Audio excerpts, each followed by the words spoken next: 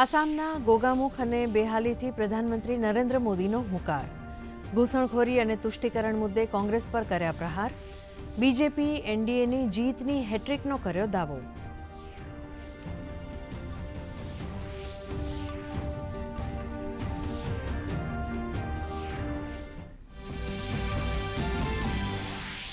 દેશમાં વિધાનસભા ચૂંટણી માટે તમામ પક્ષો લગાવી રહ્યા છે એડી ચોટીનું જોર.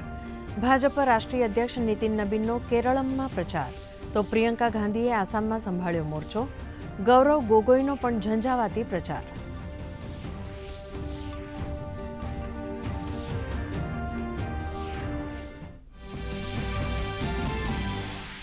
અમરાવતીને આંધ્રપ્રદેશની રાજધાની બનાવવાનું બિલ લોકસભામાં પસાર. બીજેપી, કોંગ્રેસ અને ટીડીપીએ બિલને આપ્યું સમર્થન. તો રાજ્યસભામાં central armed police forces general administration bill ધ્વનિમતથી કરાયું પસાર.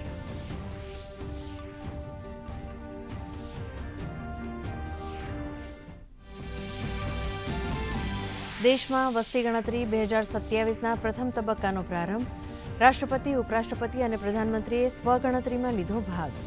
સાથે જ લોકોને વસ્તી ગણતરીમાં ભાગ લેવા કરી અપીલ.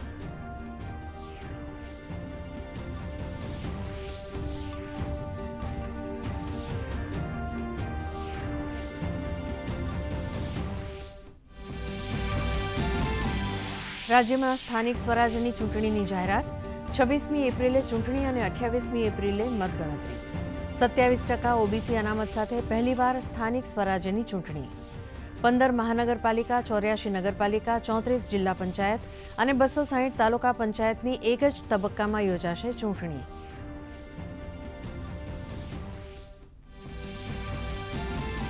રાજ્ય ચૂંટણી પંચે અંતિમ મતદાર યાદી કરી જાહેર. યાદી મુજબ કુલ 4,18,87,000 મતદારો મતાધિકારનો કરશે ઉપયોગ.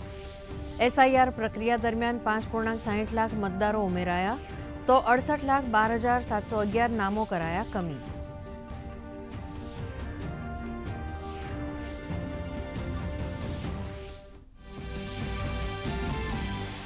રાજ્યમાં કાળઝાળ ગરમી વચ્ચે ફરીથી માવઠાની આગાહી. રાજ્ય ઉપર 3 સિસ્ટમ સક્રિય થતાં આવતીકાલથી 4 એપ્રિલ સુધી ગાજવીજ સાથે વરસાદની આગાહી.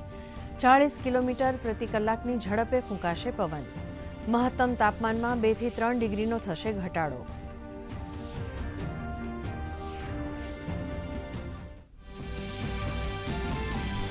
દેશમાં જીએસટી કલેક્શને બનાવ્યો નવો રેકોર્ડ.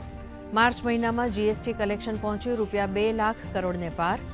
ગત વર્ષની સરખામણીએ 8.8% વધુ જીએસટી કલેક્શન.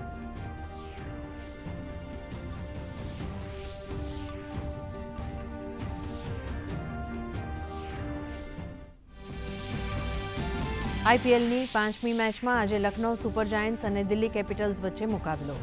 દિલ્હી કેપિટલ્સે ટોસ જીતી પસંદ કરી બોલિંગ. લખનૌની નબળી બેટિંગ. 10 ઓવરમાં 5 વિકેટે 80 રન.